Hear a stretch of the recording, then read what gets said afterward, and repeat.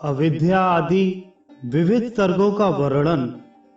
श्री मैत्रेय जी बोले, हे द्विजराज, सर्ग के आदि में भगवान ब्रह्मा जी ने पृथ्वी, आकाश और जल आदि में रहने वाले देव, ऋषि, पितृगण, दानव, मनुष्य, त्रियक और वृक्षादि को जिस प्रकार रचा, जैसे गुण, स्वभाव और रूप वाले जगत की रचना की, वह सब आप मुझसे कहिए। श्री पराशर जी बोले, हे मैत्रेय, भगवान विभु ने जिस प्रकार इस सर्ग की रचना की, वह मैं तुमसे कहता हूँ, सावधान होकर सुनो। सर्ग के आदि में ब्रह्मा जी के पूर्ववत सृष्टि का चिंतन करने पर पहले अबुद्धि पूर्वक तमोगुणी सृष्टि का आविर्भाव हुआ। उस महात्मा से प्रथम तम, मोह, महामोह, क्रोध और अभिनिवेश नामक 5 प्रकार की अविद्या उत्पन्न हुई। उसके ध्यान करने पर ज्ञान शून्य, बाहर भीतर से तमोमय और वृक्ष, गुल्म, लता, तृण, वीरुत रूप 5 प्रकार का सर्ग हुआ। वराह जी द्वारा सर्वप्रथम स्थापित होने के कारण नगादि को मुख्य कहा गया है, इसलिए यह सर्ग भी मुख्य सर्ग कहलाता है। उस सृष्टि को पुरुषार्थ की असाधि का देखकर उन्होंने फिर अन्य सर्ग के लिए ध्यान किया, तो त्रियक स्रोत सृष्टि उत्पन्न हुई। यह सर्ग वायु के समान तिरछा चलने वाला है, इसलिए त्रियक स्रोत कहलाता है। ये पशु पक्षी या नाम से प्रसिद्ध हैं और प्रायः अज्ञानी, विवेक रहित, अनुचित मार्ग का अवलंबन करने वाले और विपरीत ज्ञान को ही यथार्थ ज्ञान मानने वाले होते हैं। ये सब अहंकारी, अभिमानी, 28 वधों से युक्त आंतरिक सुख आदि को ही पूर्णतया समझने वाले और परस्पर एक दूसरे की प्रवृत्ति को ना जानने वाले होते हैं। उस सर्ग को भी पुरुषार्थ का साधक समझ पुनः चिंतन करने पर एक और सर्ग हुआ। वह ऊर्ध्व स्रोत नामक तीसरा सात्विक सर्ग ऊपर के लोकों में रहने लगा। वे ऊर्ध्व स्रोत सृष्टि में उत्पन्न हुए प्राणी विषय सुख के प्रेमी, बाह्य और आंतरिक दृष्टि संपन्न तथा बाह्य और आंतरिक ज्ञान युक्त थे। यह तीसरा देव सर्ग कहलाता है। इस सर्ग के प्रादुर्भूत होने से संतुष्ट चित्त ब्रह्मा जी को अति प्रसन्नता हुई। फिर इन मुख्य सर्ग आदि तीनों प्रकार की सृष्टियों में उत्पन्न हुए प्राणियों का पुरुषार्थ का साधक जान उन्होंने एक और उत्तम साधक सर्ग के लिए चिंतन किया। उन सत्य संकल्प ब्रह्मा जी के इस प्रकार चिंतन करने पर प्रकृति से पुरुषार्थ का साधक अर्वाक स्रोत नामक सर्ग प्रकट हुआ। इस सर्ग के प्राणी पृथ्वी पर रहते हैं, इसलिए वे अर्वाक स्रोत कहलाते हैं। उनमें सत्व, रज और तम तीनों ही की अधिकता होती है, इसलिए वे दुख बहुल, अत्यंत क्रियाशील एवं बाह्य आभ्यंतर ज्ञान से युक्त और साधक हैं। इस सर्ग के प्राणी मनुष्य हैं। हे मुनि श्रेष्ठ, इस प्रकार अब तक तुमसे 6 सर्ग कहे। उनमें महतत्व को ब्रह्मा का पहला सर्ग जानना चाहिए। दूसरा सर्ग तन्मात्राओं का है, जिसे भूत सर्ग भी कहते हैं, और तीसरा वैकारिक सर्ग है, जो इंद्रिय संबंधी कहलाता है। इस प्रकार बुद्धि पूर्वक उत्पन्न हुआ यह प्राकृत सर्ग है। चौथा मुख्य सर्ग है। पर्वत, वृक्षादि स्थावर ही मुख्य सर्ग के अंतर्गत हैं। पांचवा जो त्रियक स्रोत बतलाया, उसे त्रियक कीट पतंग आदि योनि भी कहते हैं। फिर छठा ऊर्ध्व श्रोताओं का है, जो देव सर्ग कहलाता है। उसके पश्चात सातवां सर्ग अर्वाक श्रोताओं का है, वह मनुष्य सर्ग है। आठवां अनुग्रह सर्ग है, वह सात्विक और तामसिक है। यह 5 वैकृत सर्ग हैं और पहले 3 प्राकृत सर्ग कहलाते हैं। नमा कौमार सर्ग है, जो प्राकृत और वैकृत भी है। इस प्रकार सृष्टि रचना में प्रवृत्त हुए जगदीश्वर प्रजापति के प्राकृत और वैकृत नामक ये जगत के मूलभूत 9 सर्ग तुम्हें सुनाए। अब और क्या सुनना चाहते हो? श्री मैत्रेय जी बोले, हे मुनि, आपने इन देवादिकों के सर्गों का संक्षेप में वर्णन किया। अब हे मुनि श्रेष्ठ, मैं इन्हें आपके मुखारविंद से विस्तार पूर्वक सुनना चाहता हूँ। श्री पाराशर जी बोले, हे मैत्रेय, संपूर्ण प्रजा अपने पूर्व शुभाशुभ कर्मों से युक्त है, अतः प्रलय काल में सबका लय होने पर भी वह उनके संस्कारों से मुक्त नहीं होती। हे ब्रह्मान, ब्रह्मा जी के सृष्टि कर्म में प्रवृत्त होने पर देवताओं से लेकर स्थावर पर्यंत 4 प्रकार की सृष्टि हुई। वह केवल मनोमयी थी।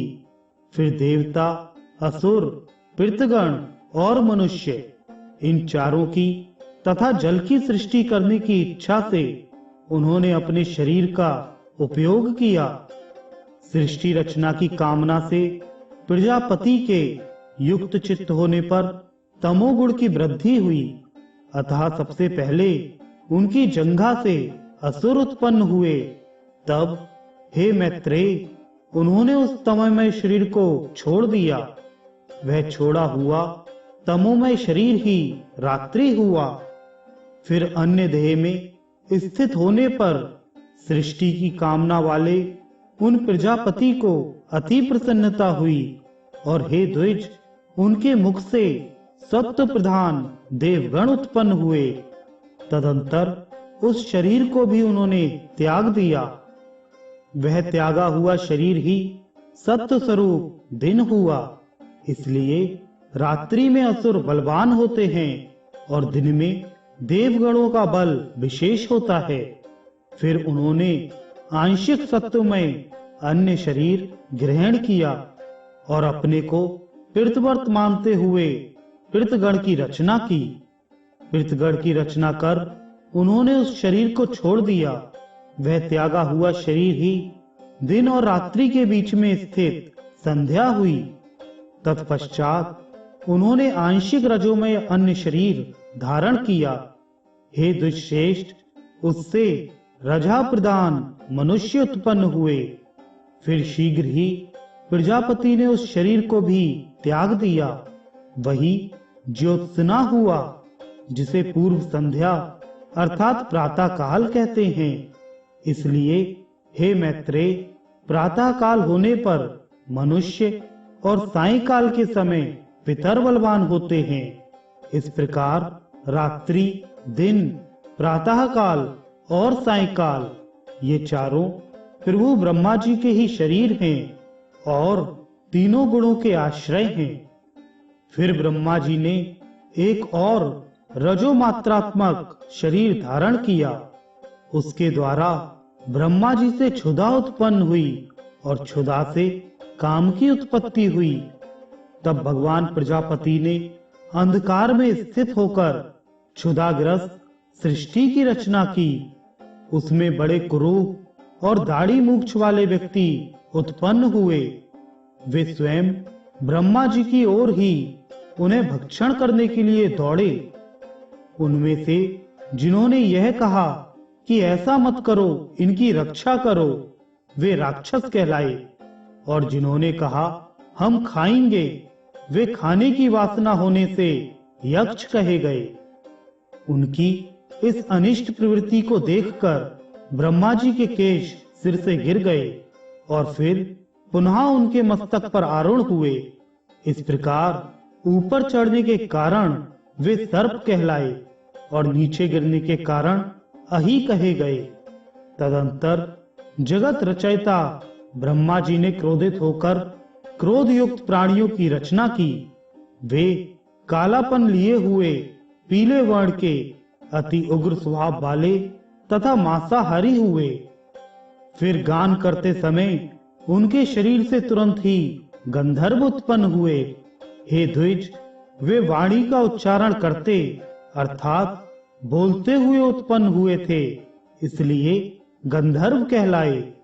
इन सब की रचना करके भगवान ब्रह्मा जी ने पक्षियों को उनके पूर्व कर्मों से प्रेरित होकर स्वच्छंदता पूर्वक अपनी आयु से रचा।